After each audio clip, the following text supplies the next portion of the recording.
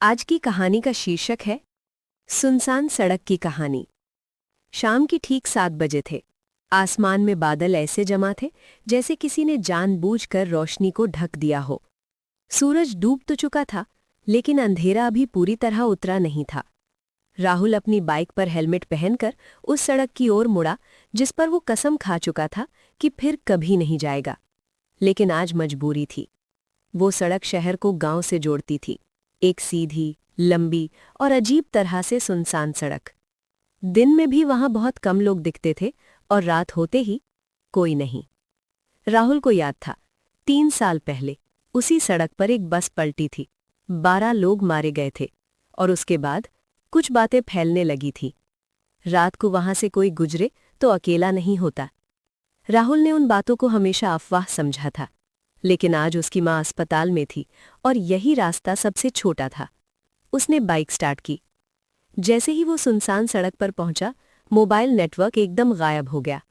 चारों तरफ घना सन्नाटा, न कोई गाड़ी, न कोई जानवर, न ही कीड़ों की आवाज, बस हवा। हवा भी अजीब थी, ठंडी नहीं, गर्म नहीं, बस भारी। राहुल ने स्पीड बढ़ा दी। तभी पीछे से किसी के चलने की आवाज आई।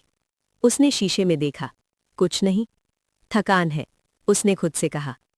लेकिन कुछ मीटर आगे बढ़ते ही फिर वही आवाज, इस बार साफ, चप्पल घिसटने की। राहुल की उंगलियां हैंडल पर कस गई। उसने बाइक रोकी। आसपास कोई नहीं। सड़क के दोनों ओर ऊंचे ऊंचे पेड़ थे, जिनकी परछाइयां सड़क पर गिरकर ऐसे लग रही थी जैसे कोई बैठा हो। राहुल ने फिर बाइक बढ़ाई। अचानक एक औरत की धीमी आवाज, बेटा। उसका दिल जोर से धड़का। उसने ब्रेक मारा। आवाज फिर आई, इस बार थोड़ी पास से। रुक जाओ। राहुल पसीने से भीग गया। उसने हेलमेट उतारकर चारों ओर देखा, कुछ नहीं। लेकिन तभी सड़क के बीचों बीच एक औरत खड़ी थी, सफेद साड़ी, खुले बाल, चेहरा झुका हुआ। राहुल की सांस अटक गई। आंटी, उसकी आवाज कांप रही थी। औरत ने धीरे धीरे सिर उठाया। चेहरा अधूरा, एक आंख नहीं थी, दूसरी सीधे राहुल को देख रही थी।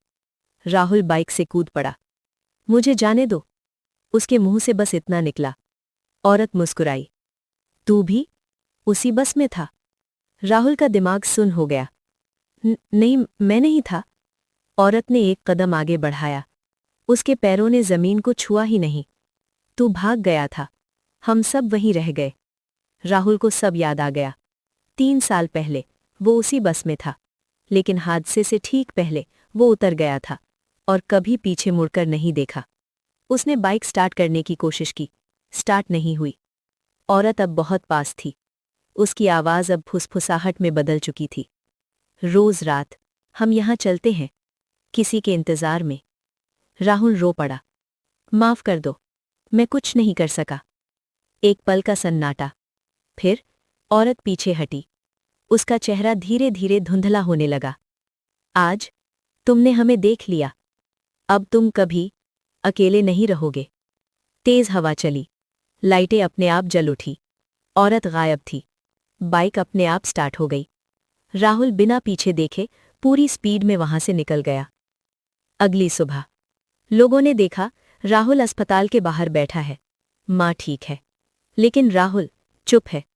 उसकी आंखें सड़क की तरफ टिकी है, और जब कोई उससे पूछता है क्या हुआ, तो वो बस इतना कहता है, सुनसान सड़क कभी सच में सुनसान नहीं होती।